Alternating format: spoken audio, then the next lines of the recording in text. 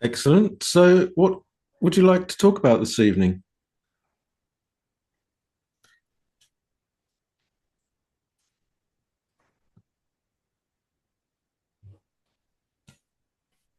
Beautiful sound of church bells. Don't know if you're picking those up. Such a lovely day here today. Ah, Lucy and Lynn. Hello. Hi. Hi, Paul. Hi. Um, I was wondering when, for example, there's a sound, like birdsong, um, and you notice like say sound, hearing, perception, feeling, and perception happens to be birdsong, for example, feeling pleasant maybe. Sometimes the perception and the feeling I just note as perception and feeling. I'm aware there's been a perception and I'm aware there's been a feeling. Yeah. Um, and I don't make the kind of mental extra step to say the perception was birdsong and the feeling was pleasant because I just know, I don't kind of need, it feels like I don't kind of need to say, it feels a bit robotic to say perception, birdsong, feeling pleasant. It's just what perception, Hmm. feeling. I know that they were, if anyone wanted to quiz me on it, I could say, well, yeah, that was birdsong and that feeling was pleasant or whatever. How important or is it when it doesn't jump out at you to actually label the label, if you like, the perception and the flavor of the feeling? Is that important? Is it just stick to if you know you've had a perception and you know that there's been a feeling, just do stick to that? Yes. Uh, I think with feeling, it's helpful to note whether it's pleasant or unpleasant, whether it's discomfort or displeasure. Making those distinctions is helpful. In terms of perception, it's also it's a bit like taste as well. You can go through salty and sweet, and how necessary is that? I think we have to see the actual process of mindful noting in context. So by noting perception, the whole process of becoming mindful, mindfully noting, clearly comprehending that this indeed is a perception. What the perception is of is secondary. It's because it is self-evident that that's church bells. It is self-evident that that's a truck trundling down the hill or whatever it might be. So the job of delineating experience is really, really important. And a lot of people are very reluctant to do the actual noting part. I don't know why, but I think it's because they're still locked into the idea of getting calm rather than it being an exploration and an investigation. But the very act of mindfully noting has delineated that experience. And then over time, all the various little bits of that experience or subsequent experiences start to become apparent without you necessarily having to, by rote listing everything. Blimey, if we had to list everything, we'd be in trouble. We only need a representative sample. So I think you're absolutely right. Trust your instincts on that. You know, because you're not going to be tested on it. You're not going to be quizzed on subsequently on which perceptions you experienced. You know that labeling can either be like a concept or it can be a visualization. It can, the perception can take different forms, but you know what it is. Yeah. So in that moment, that sound has now become a fully formed object, like sound of birds singing or whatever. So you don't have to labor the point. Okay, but did you say with feeling it is um more helpful to point out that feeling is Yes, because with perception, by noting perception, you are developing the wisdom that understands that reality is being constructed moment by moment, and perception is doing one of the foundational parts of that. That's why the Buddha treated perception as a separate aggregate, outside of mental formations, in order to help make that point. And with feeling, because our responses are different to different feelings. So with pleasant feelings, we want more of those. So the tendency is towards greed as a response. With painful feelings, the tendency is to be adverse to those and want to get rid of those. So it tends towards a hateful response. And with neutral feeling, especially important to start noting the neutral feelings, because they tend towards ignoring. We tend to ignore neutral feelings because they don't have the impact of pleasant feelings and unpleasant feelings. So in order to understand our response to stimuli, especially feelings, it's helpful to actually note what kind of feeling they are, even if it's just a threefold division between pleasant, unpleasant, and neutral. Yeah. The vast majority of contacts produce neutral feelings. We couldn't function as human beings adequately if we were being bombarded by pleasant and unpleasant feelings all the time. The vast majority of feelings are neutral. And they're the most difficult to spot because they're neither pleasant nor unpleasant. So if we're noting pleasant feelings and we're noting unpleasant feelings as they arise upon contact, then neutral feelings, we start to become aware of what those actually feel like, as you said, what the flavor of them is. And the flavor is neutrality. Does that help? So I think with feeling, it does help to go that step further. Is that so apart from with neutral, because that is a little elusive to spot, with painful and or unpleasant and pleasant feeling, you kind of you just kind of know, you're feeling a bit whatever, happy, or you like the feeling or you don't like the feeling. It is applying, so you sit there and you say no, that it's a pleasant feeling.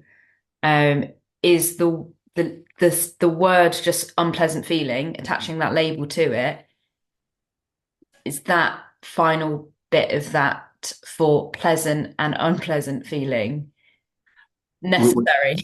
I think we're just getting a bit too hooked into rules here. Okay.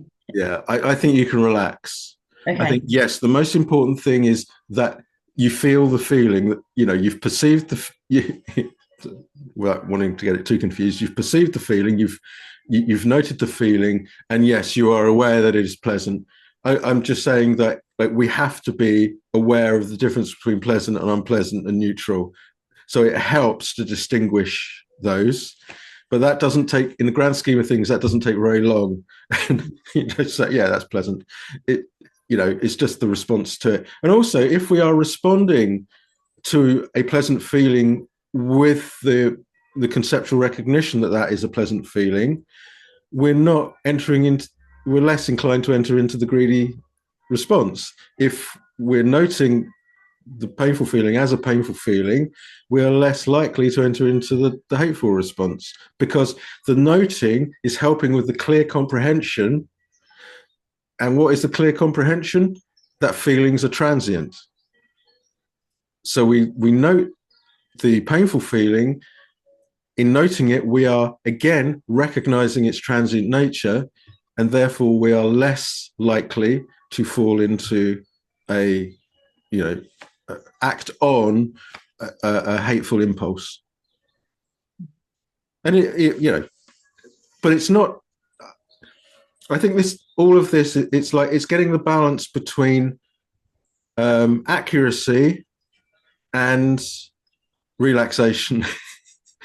And there's a middle way where, and I know you know this from recent experience, that the most important thing is the balance, that we're not trying too hard to label things. We're not trying to label things more clearly than we are. We're just content to note.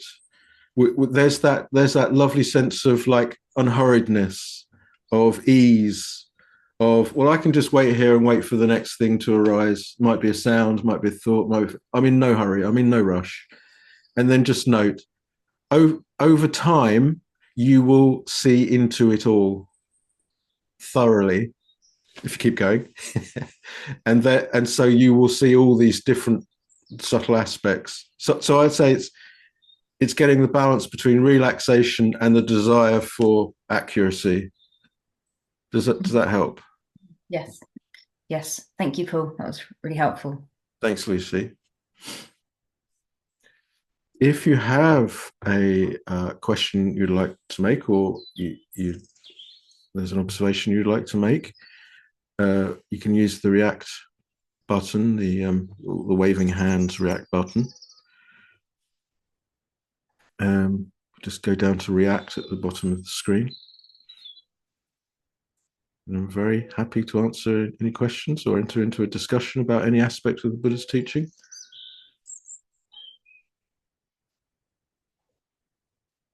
Sarah, hello. Are we unmuted? Perhaps not.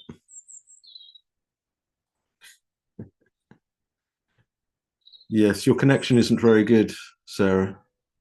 You got your hands up, but nothing's really happening. While Sarah's sorting herself out, is there anyone else?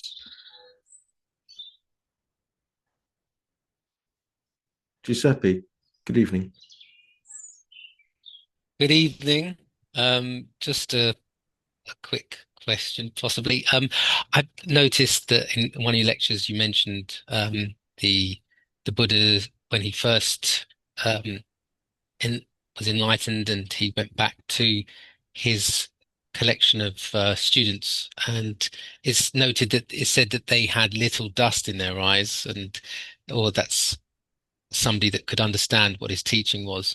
And I'm wondering, is the little dust, or could the little dust be said to be people who were able to overcome the hindrances? And if that is the case, or assuming that is, I don't know, is it right to say that there isn't very much insight work that can be done until the hindrances are overcome, or is that a wrong thing to sort of think? Yes, it's a wrong thing to think. Yeah. Like, what are the hindrances rooted in? They're rooted in greed, hatred, and delusion. Yeah. So the hindrances are going to manifest throughout one's spiritual journey until those roots of greed, hatred, and delusion are thoroughly dissolved and gotten rid of, dug up, ripped up, burnt, never to. Yeah. So it is a false dichotomy to say one thing has to happen before the other. Right. Yeah. We just, as we go along, we become more skillful at recognizing what the hindering thoughts are. So the sensual desire, ill will, sloth and torpor, worry, flurry, and doubt. We become more skilled at recognizing them and more skilled at being able to, in the moment, renounce them. Yeah. Right? So that then allows us to do the insight work. So this is what I was saying before the meditation about these two frames, like the self-absorbed frame, where it's all about me getting my sensual pleasures, or me getting my revenge on so and so for such and such, or me worrying about this, or my desire for progress, my desire for calm, when are things going to happen for me, all that business. That's one frame. That's all hindrance thoughts, hindrance frame. And so we have to work through those as part of our journey, as part of our practice, learn all about them, learn about upon what they arise, the undoubted satisfaction, temporary, immediate satisfaction that comes from indulging them, and the peril in them, the real peril in them, and how to escape them. Escaping them creates the spaciousness of mind and the balance of mind, which then allows us to develop our mindful noting, which develops our insight and develops our focus and develops all these good qualities: pleasurable interest, tranquility, equanimity. And that allows us then to progress with the insight, deepening the correction of our faulty perceptions of things. So, replacing the faulty perception of permanence with the correct perception of impermanence. Correct meaning that's how life actually is. Things are impermanent, not permanent. Yeah. And, the other two marks, unsatisfactoriness and non-self. And we start to get insight into the empty nature of reality and condition-dependent origination. And, and it's that work, the work of the higher teaching, that has the effect of dissolving the very tendencies towards greed, hatred, and delusion. Which signals the successful conclusion of the higher training, that even if the empty shell of a hindrance arises, that the person who's cut through those roots knows that they've got no substance, they've got no power. Their nature is to simply arise and pass away, and so there is no suffering which is produced by them. So it's not a question. So it's like, put it another way, you walk all 8 steps of the Noble Eightfold Path simultaneously. Right. Now, in the case, you mentioned the case of the Buddha, upon his enlightenment, casting his mind about to find out who are the people who could pick up his teaching the quickest, who could make sense of it quickly. He realized that his previous teachers who had taught him samatha practice had both passed on, so that they couldn't. He thought they would be able to get it very quickly, but they both passed away. And so the next group of people that he became aware of were the people who attended on him when he was, doing his aesthetic practices. Yeah. And he realized that they had sufficiently mature spiritual faculties, so faith, energy, mindfulness, concentration, investigation, those 5 qualities were well developed in them, and that they would be able to grasp the teaching quickly. So he went to find them so that he could teach them. And he taught them. The first 2 discourses he gave was, the first one was the discourse on setting in motion the wheel of the Dhamma. And the second was the discourse on not self. And at the conclusion of the second discourse, all 5 were enlightened. Yeah. The reason being that when he was giving the discourses, which was simply a description of reality, they were looking at their experience. Yeah. And when he was saying, can you see, monks, that it is the nature of everything to arise, to pass away again, they were actually looking at their experience. They weren't saying intellectually, oh, yeah, I think you're right. They were looking at their experience and going, yes, I can see that is actually the case. Yeah? Yeah. Thank you. Yeah. So it was the maturity of their 5 spiritual faculties. How do you mature your spiritual faculties? You develop the mundane path. You develop keeping precepts. You develop compassionate activities. You develop loving kindness meditation. You are reducing levels of self-concern. You are placing other people's needs before your own, all that kind of thing. Yeah? Yeah. That will develop the 5 spiritual faculties, along with, obviously, meditation. So, and that's the whole path.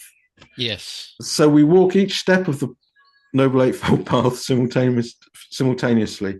The training in ethics, the training in developing mental control, the training in wisdom. You develop them all simultaneously.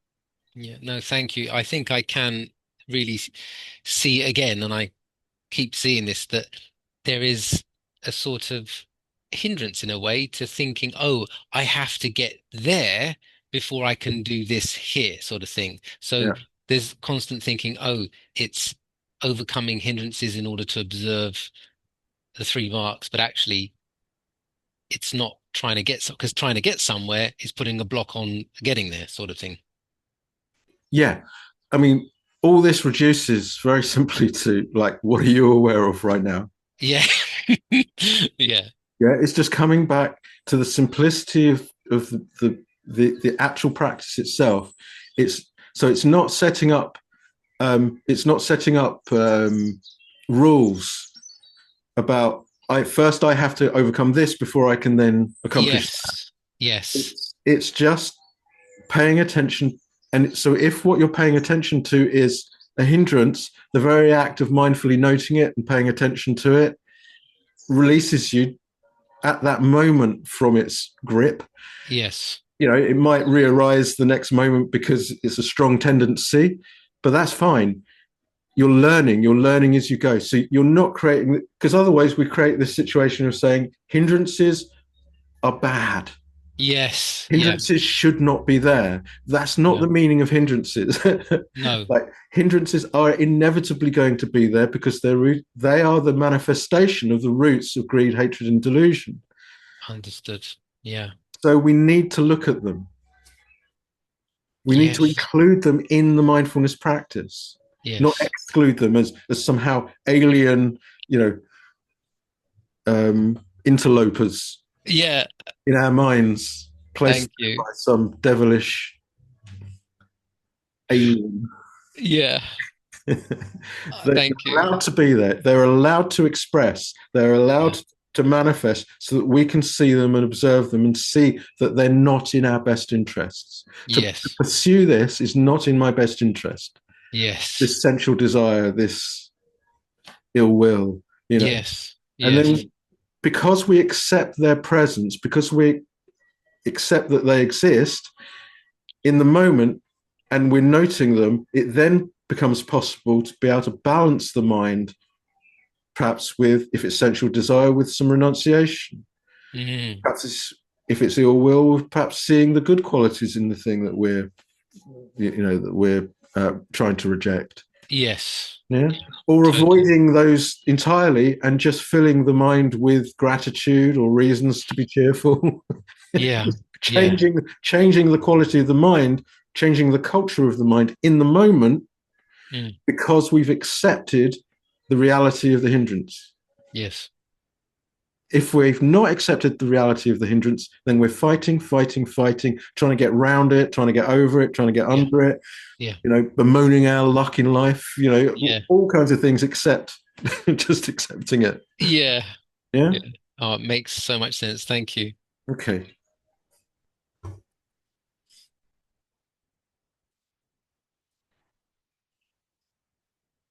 What else would you like to talk about this evening?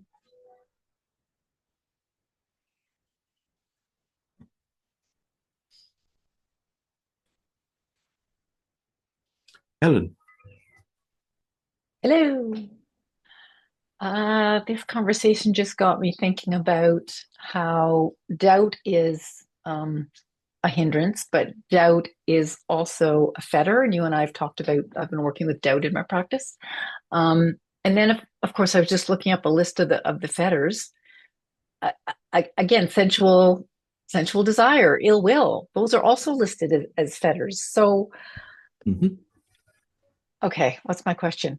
My question was about the doubt fetter and the doubt hindrance. Like, I've gotten better practice at noting doubt as a hindrance. So what's the difference, or what do I need to know about doubt as a fetter versus doubt as a hindrance? Nothing. Okay, good. Next question. Next question. That's fine. I mean, they appear in, but a lot of them appear in both lists. So... Oh yeah. There are lots of lists, and lots of mental qualities appear in lots of lists, and we don't need to be worried about that. Okay. It's just the Buddha's way. He had such a thorough, complete comprehension of reality that he was able to, I don't quite know how to explain this, but he was able to express it in many different ways. That's why the Pali Canon is so huge, because there are so many discourses with so many different angles at looking at the same things. Like, for instance, in terms of ultimate reality, we can look at the five aggregates, and we can look at the six sensory fields with the object, with the base, and with the consciousness for each of the six senses. It's exactly the same ultimate reality. it's just being interpreted in a different way. And so inevitably there's lots of crossover in lots of these different lists. Okay. But I'll just go back to what I said to Giuseppe. It's just what are you aware of right now? Right. Yeah, it's good. It's good to do study, and it's good to know what the fetters are. The fetters are dealt with at the end of each of the 4 insight paths, and in order to get to that mature point of insight, you have to be able to let go of the hindrance of. So on the first path, you have to be able to let go of the hindrance of doubt, in order to then deepen the insight knowledges. And ultimately, what happens is, as the insight matures to such a pitch and such clarity, you see the arising of what is fettering you. You see each part in that process so clearly that the wisdom just breaks attachment to that fetter completely. And so it's dealing with the conscious manifestation of doubt in order to create the spaciousness, in order to continue with the insight. Once the insight is properly mature, then there is the wisdom that breaks through the fetter, and that then heralds the first of the supramundane path and fruition, where somebody actually has a moment of experiencing nibbana. So as long as you're just mindfully noting, mindfully noting, because see what I get back, what's reflected back to me is when somebody starts talking really coherently about doubt, about seeing doubt, about dealing with doubt, about letting go of doubt, that's a clear sign that things are progressing and moving in the right direction. It's because it's the clarity with which people talk about it. It's the ease with which people talk about it. It's not the me having to say to them, and what would you call that thought process? It's like people are actually coming in and going, yeah, I saw the doubt, I recognized it, I realized I didn't have to do anything. You know, that's the sign that it's progressing. Because there's a point at which people come in and they say, you know, I'm really not sure I want to carry on, you know, and it's like there is no awareness of the doubt. The doubt is they're acting out the doubt, but there is no awareness of it. And then a point comes when they come in and they say, completely aware of the doubt, no, see it happening, not taking it seriously at all. You know, it's not, you know, it can come whenever it likes because I see it so clearly. It's, yeah. See what I mean? Cool. Thank you. Yeah. Thank you. Very helpful. Yes. Can I just say, it's just so heartening knowing that, like, people that have been practicing intently, like, how many of you are actually moving on and you know, moving into new territory, and it's going in the right direction. It's so heartening, so good to see. Well, and mindful noting is the most powerful, most important use of the mind. I don't know if I've mentioned that before. It just totally is. Nothing else comes close, really. So,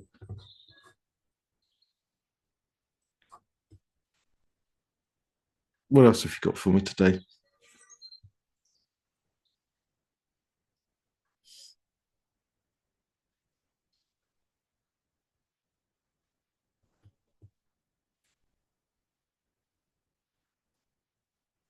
Wow.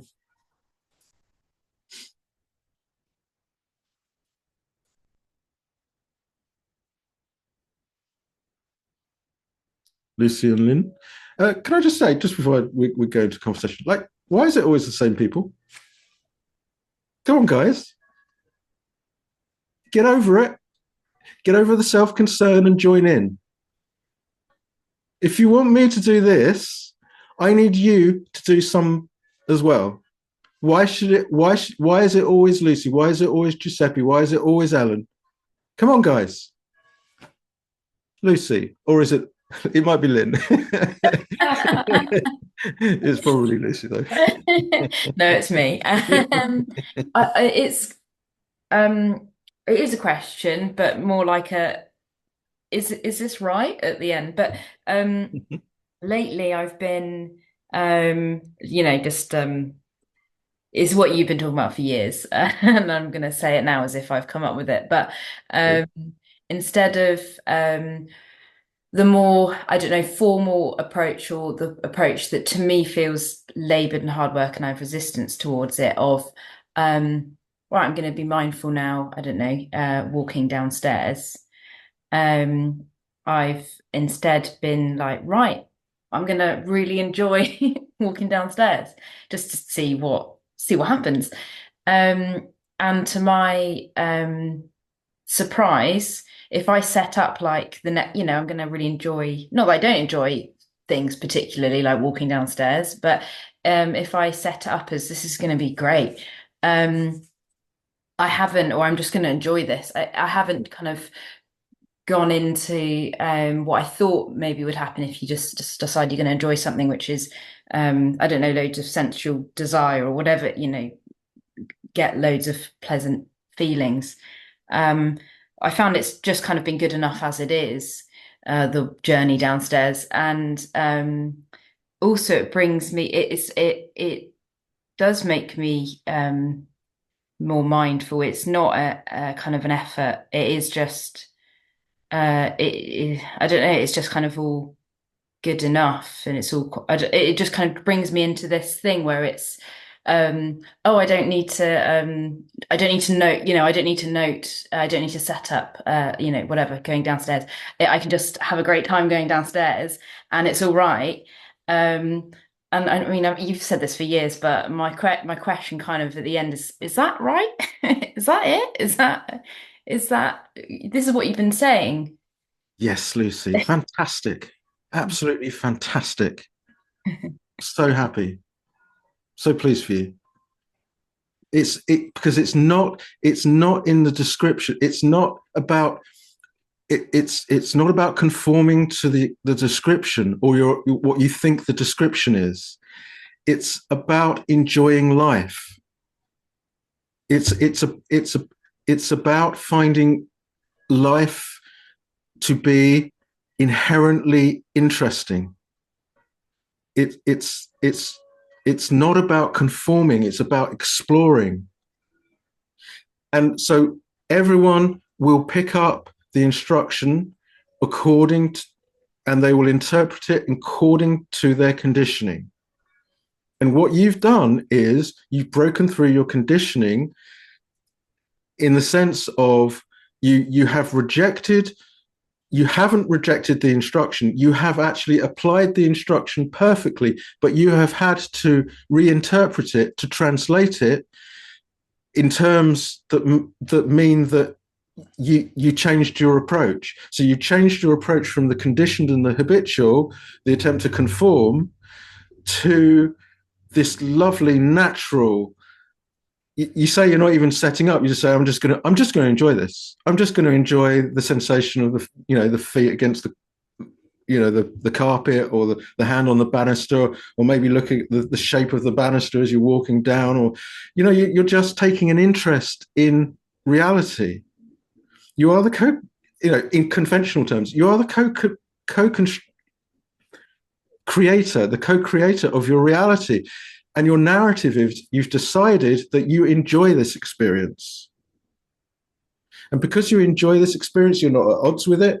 You cannot enjoy the experience if you're trying to conform your behavior to some description or instruction. You cannot enjoy life in that kind of imprisoning attitude. It's that you firstly have decided to enjoy the experience. So for you, that is if you find the experience to be enjoyable, mindful noting is easy. There's no pressure, there's no goal, there is no trying to manipulate, there is just taking an interest in what's unfolding, then you have understood the instruction.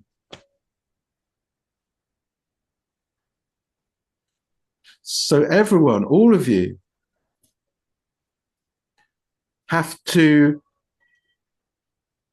find out what the instruction really is, not what you're told by me. And I've tried to adapt the instruction. Rest in the moment. Even if you're walking downstairs, you're still resting in the moment, because you're not trying to turn this experience into something else. You're just experiencing it on its own merits. You're resting in the moment, content to note whatever arises. That's all it is. And you have to take that and you have to find out in experience what that actually means.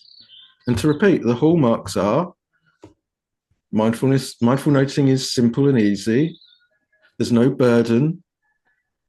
There's a sense of natural, pleasurable interest in what's going on. And it feels right. So Lucy, you're asking me whether it's right. Does it feel right? Yeah, I'm just shocked. It's just been a bit of a, oh, it's just, I don't know, it's just like this. It's just exactly what Paul's been saying all these years. Yeah, exactly. Yeah, it's just huh? I don't know. It's just that was really my question, was huh? Yeah. So everyone, would you say, based on your experience, and obviously we know that it comes and goes, that, that old habits die hard and all of that. But when you're in that flow with, when you're in that simplicity, would you say you think anyone could do it? Oh, yeah, definitely. That you don't have to be some kind of spiritual superhuman? No, there's nothing to do. It's just, it's just, yeah. Just decide you're going to enjoy the next 2 minutes. And yeah, because reality is doing most of the work, isn't it? I've just been so surprised that it didn't. My doubt and worry before would have been, but if I'm just going to enjoy myself, I'm going to just daydream. But actually, by definition, you're doing that, you're not actually liking the experience, because you have to jump off into your train of thought and do all that. Why did we develop daydream? We developed it as a way of trying to avoid suffering. So when we're in daydream because we're not enjoying life. When we're enjoying life, we don't go into daydream.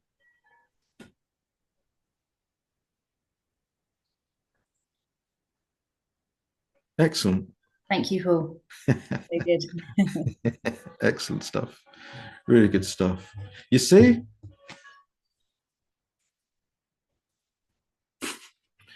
It's about your outlook. It's about where you, and of course, it's like it's such a felt thing that now, you see, one of the problems is, like, some people will be building up this new idea. Oh, it should be like this, or it should be like that. It should be like Lucy does it.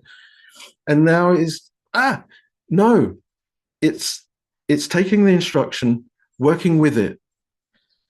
And through experience, through trial and error, through persistence, again and again, you get these little glimpses of the ease of the practice of mindful noting and the simplicity of it. And then you go back into the complexity. But gradually, if you persist and if you listen, if you're willing to talk to the teacher and develop the communication around it, eventually the penny drops. You abandon the conditioned attempt to conform to the instruction, and you realize what the instruction actually is, because you're doing it, and it's so simple and straightforward.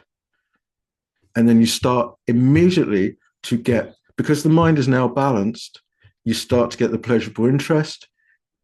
Because the mind is happy, it concentrates easy, it all becomes calm and concentrated, and it becomes what you wanted meditation always to be.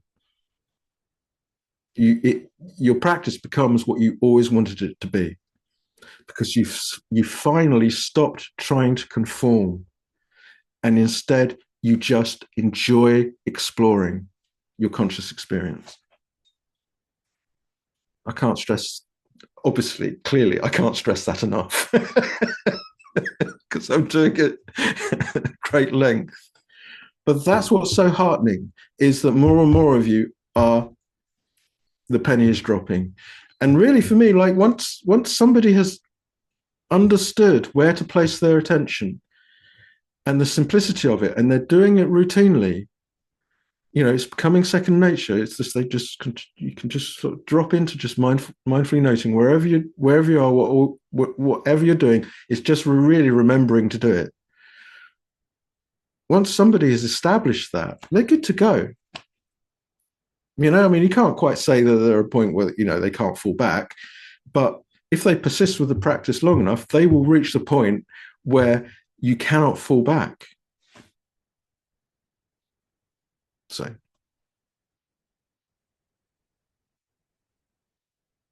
just requires persistence, the willingness, trial and error, reflection, setting things up again, going again. What's the instruction again? Oh, it's just, what am I aware of right now? Okay, what am I aware of right now? I'm really going to enjoy this. I'm going to choose to enjoy it. Setting up the right conditions. Okay, I think we've made the point.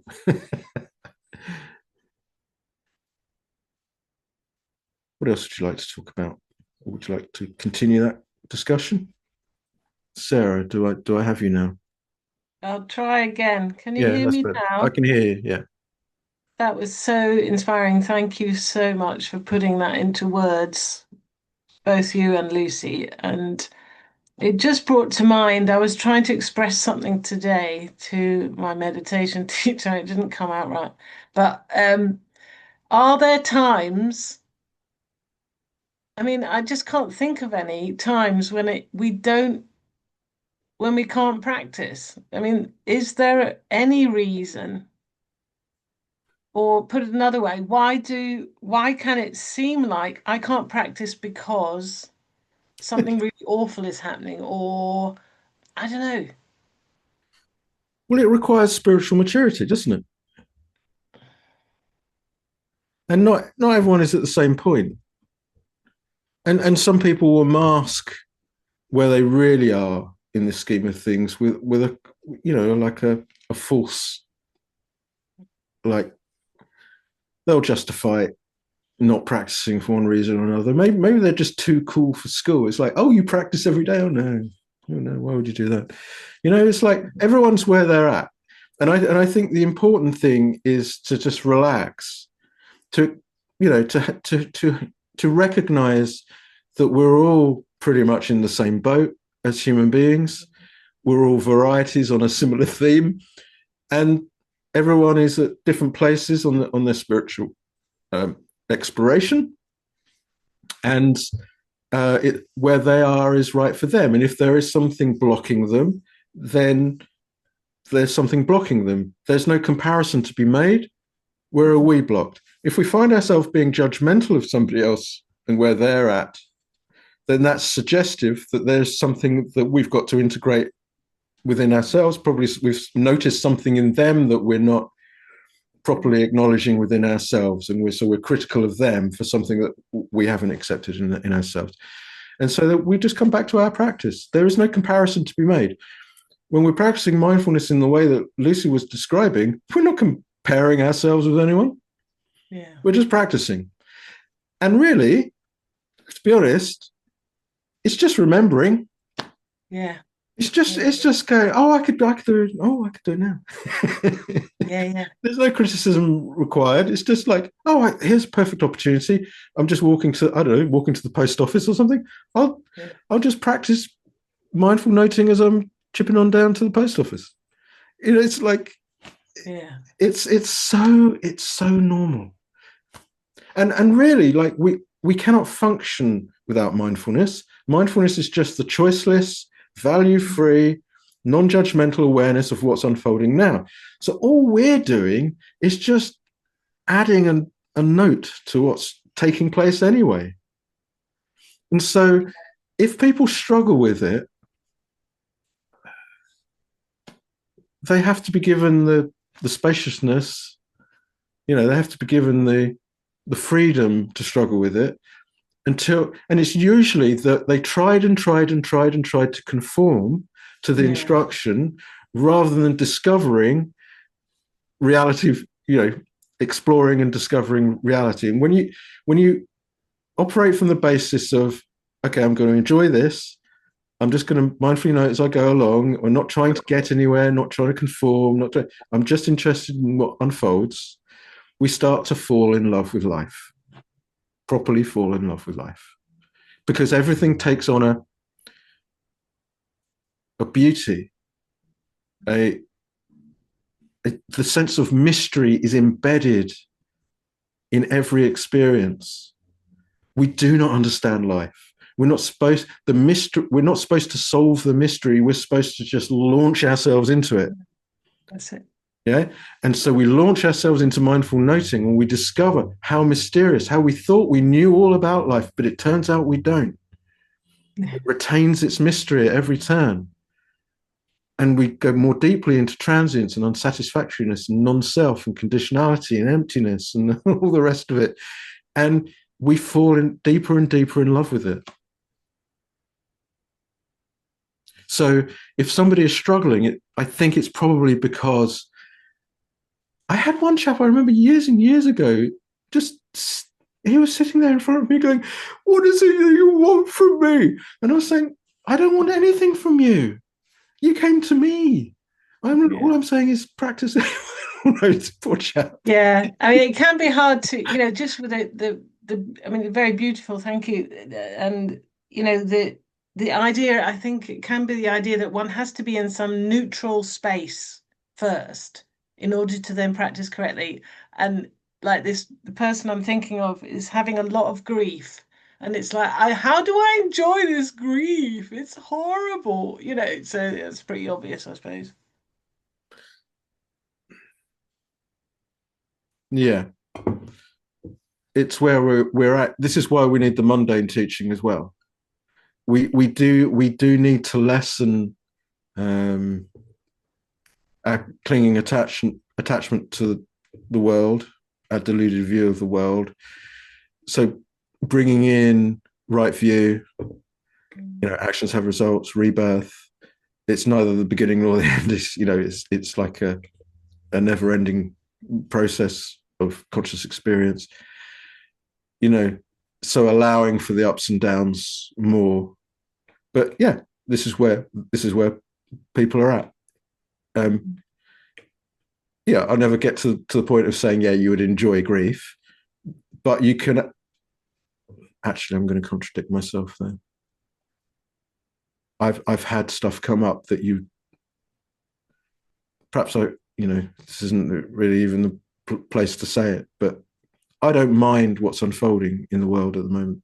I feel honored and privileged to be able to go through this with everyone, even though it might be lights out, even though it might be no food in the shops in a few weeks' time.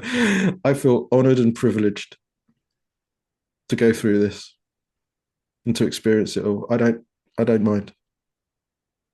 I don't mind what happens. Because it's all of it, none of it is the absolute reality you think it is. Mm-hmm. These are empty displays, just the infinite mystery, just displaying itself, displaying its power in all these amazing ways. And the more through the practice we surrender to it, the more we realize the magic and the mystery of it all and how awesome this is. And so I understand why people will balk at the idea of finding, hard mental states to be part of that rich tapestry of mystery and wonder, but it is. It is. And you can overcome it all. Yeah. And I found over the last 20, because it's 20 years, and over that 20 years, it's not like the learning about all this stops.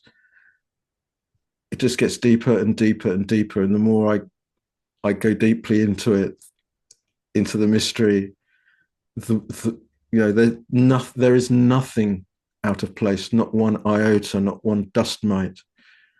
Nothing is out of place, but nothing is the absolute reality you think it is. So it's just where people are at in their spiritual exploration, and we have to give them the space in order to work through those. And hopefully the person that you're talking about will get through whatever they're going through, and might pick up the practice again. So. Yeah, thank you very much. That's beautiful. Thanks, Sarah. Paul. Hi, Paul. My question doesn't really follow what you've just said, but so my question is, so during meditation, can you talk about right effort and what maybe are the telltale signs to note that are showing you that you're leaning towards maybe too much effort in the meditation or not enough effort in the meditation?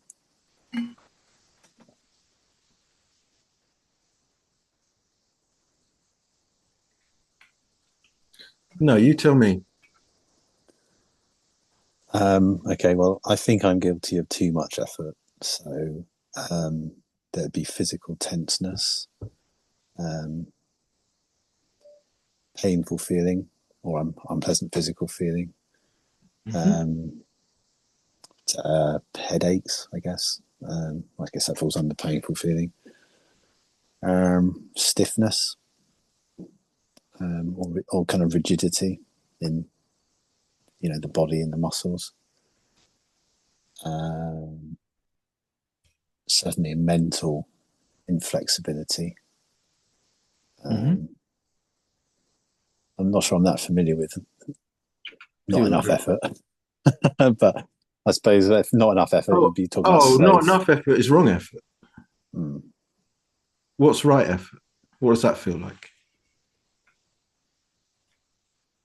Well, I don't know if I can talk about it from direct experience, but I think it possibly feels a bit effortless, to be honest. It feels like... Speak from personal experience. I guess free-flowing, I suppose. It does, in some instances, just feel actually almost effortless, I would say. Good. Excellent. So how do you reflect on that? What do you derive from that?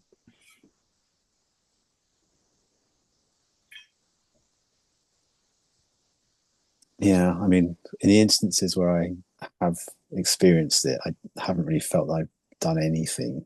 It just appears to have been, I guess, the result of conditions, I suppose. So you're telling me you haven't done anything? And everything's felt all right? That would seem to be correct, yeah. So what do you think the way forward might be? Not to do anything doesn't sound right, but okay, Paul, what are you aware of right now? I'm aware of sort of physical pressure from me sitting down. Okay, how hard? All right, just that's fine. Physical pressure. You felt pressure. Yeah. Okay, yeah. Just noting that. What are you aware of now? I'm aware of sound. I'm aware of sight. Okay. This is great. You're doing it. Like, reality is doing the vast majority of the work here, producing things for you to note. You're not having to do any of that. You're just resting in the moment, just noting. It's not special. It's not a special state. You're not trying to, in those instances there, you were not trying to conform to a pattern. You weren't trying to get it right. Those concepts were nowhere near what was happening. There was just, oh, what am I aware of right now? Oh, sense of pressure. Oh, sound. That's it. That's all it is. This is why, this is why people don't believe me when I say mindful noting is the most powerful thing you can do, because it's so simple, and it's just dealing with ordinary experience. It's not profound on the surface, but the more you just look with this simplicity and you just note what's right there, the depth and profundity and mystery of life start to announce themselves. So in some way, shape or form, the wrong energy, the wrong effort is because you're trying to get it right, you're trying to conform, you're trying to, get ahead, get progress, whatever it might be. So in fact, your question is absolutely chimes with everything we've been talking about. And it's maybe have a chat with Lucy. it's just, or go back and just, when we put the recording up, just go back and listen to that conversation again. So it's about the way it's the way we approach mindful noting. So it's there are these habitual ways, and they're all pretty much all rooted in doubt, because by the time somebody has dealt with doubt, they're up and running. They know what right effort is instinctively. By default, they're able to just mindfully note without concern. So a lot of the wrong effort comes from doubt and the desire to get things right and do things well and to achieve success, all the things, all the way of the world. But this is about, like, how do I enjoy this? How is this made fun? Rather than a pressure, rather than a burden, rather than what will make it fun? Like when there's nothing riding on it. When it's like you're on holiday and you just catch yourself by the beach at sunset and you think, oh, this looks so beautiful. You haven't created that. You haven't made that. It's just like you're just watching it and you're just dazzled by the beauty of it. It's just that ease and simplicity of just laying on the beach, listening to the sound of the waves and the seagulls and the bird and the children playing. That lovely softness, because you're not actually trying to get in. You're on the beach. You're not trying to get anywhere. You're there. So I think you've got to treat mindful the entirety of the path, Paul. I think you have to treat like you're just lying on a beach. You've got to treat it like that's good. Like you're just on holiday.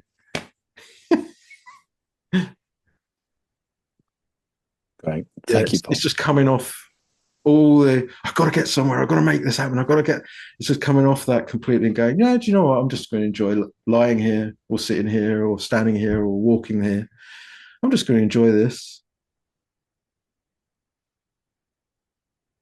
Nothing riding on it. Thank you, Paul. Okay. Thank you for your contribution. I appreciate it. Is there anything else, or is that? That's it. Thanks so much, Paul. Okay. All right. All right. I think we'll leave it there for this evening. I hope. Look, if that's not helpful, what are you doing here? Do you know what I mean? If that hour of your life was not helpful to you, I don't know why you're here. Honestly. I mean, talk about serving it up on a plate for you. So, okay. Lovely to see you all. We'll get together again in a couple of weeks. Thank you. Thank you so much. Thank you, Paul. Thank you, Ellen. Thank you, Paul. Thanks, Paul. Very much. Thank you, Paul. Thank you, everyone. Thank you, Paul. Thank